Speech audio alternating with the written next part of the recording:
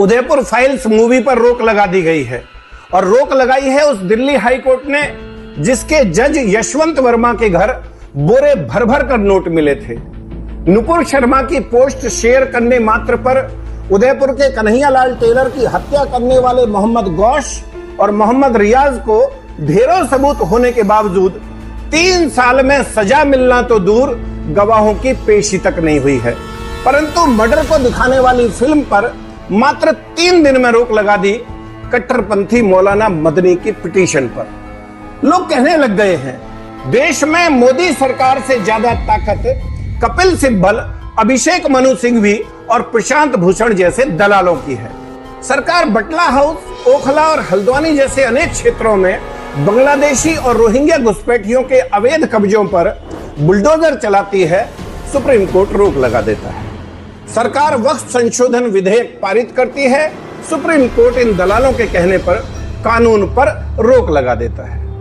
सरकार कांवड़ यात्रा के मार्ग में दुकानों पर पट्टिका लगाने को कहती है, सुप्रीम कोर्ट रोक लगा देता है। सरकार अपराधियों और कट्टरपंथियों के खिलाफ बुलडोजर एक्शन शुरू करती है, सुप्रीम कोर्ट रोक लगा देता है। फर्जी गांधी राहुल को 2 साल की सजा मिलती है, सांसदी चली जाती है, सुप्रीम कोर्ट रोक लगा देता है। गुजरात दंगों के नाम पर दुनिया भर से करोड़ों रुपए का गबन करके उस रकम को डकार जाने वाली तीस्ता सीतलवाड़ की गिरफ्तारी तय होती है।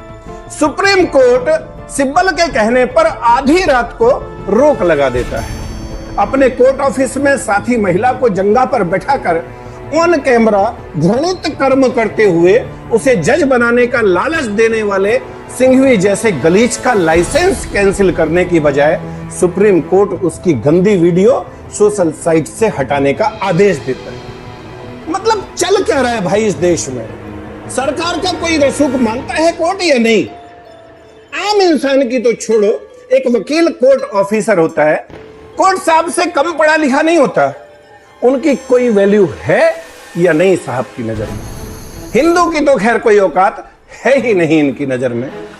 देश के प्रधानमंत्री जिनकी लोकप्रियता वर्ल्ड लीडर की है, लगातार तीसरी बार चुनकर आए हैं, आवश्यकता से अधिक आदर सम्मान दे रहे हैं, वो भी नहीं पच रहा है जज साहब लोगों को। देश में हिंदू बहन बेटियों के साथ लव जिहाद पर आप आंख मूंद लेते हो, मौन हो जाते हो आप जबरन धर्म परिवर्तन पर, तुष्टीकरण पर और जनसंख्या असंतुलन पर। बांग्लादेशी और रोहिंग्या घुसपैठियों पर सरकारी कार्रवाई शुरू होते ही आपकी छाती में दूध उतर आता है। परंतु 5.5 लाख कश्मीरी पंडित अपने ही गांव घर से पलायन करने पर मजबूर कर दिए गए, आप शांत बैठे रहे। कोई इतना एक तरफा कैसे हो सकता है जज साहब? कैसे?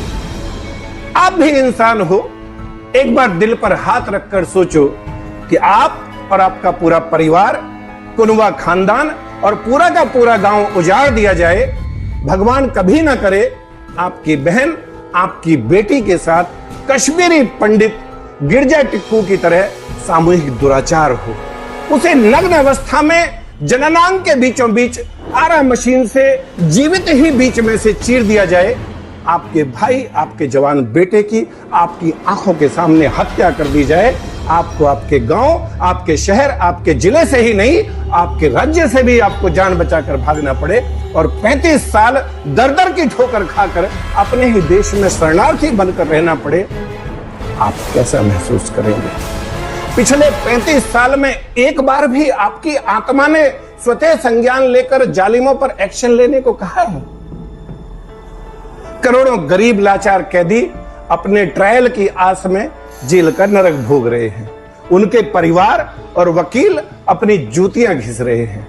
आपके पास सुनवाई का समय नहीं है, परंतु सिब्बल और सिंघवी जैसे धूर्त दलालों के अकूत धन के लालच में आप आतंकवादियों, भ्रष्टाचारियों और विशेष रूप से इस हिंदूवादी सरकार के विरोधियों के पक्ष में आधी रात कोर्ट बैठाने को तत्पर रहते हो।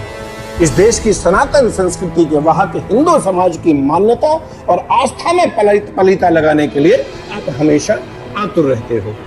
अफगानिस्तान, पाकिस्तान और बांग्लादेश सहित शरिया वाले देशों में जजों की हालत क्या है, इस पर भी कभी विचार करना जज साहब।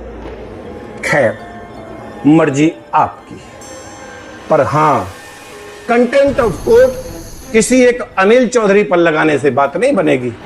देश के बच्चे बच्चे की जुबान पर यह बात है, और अगर यकीन ना आए तो अपने किसी सगे वाले के बच्चों से पूछ लेना, वो बताएगा भारत की न्याय व्यवस्था कितनी सड़ चुकी है।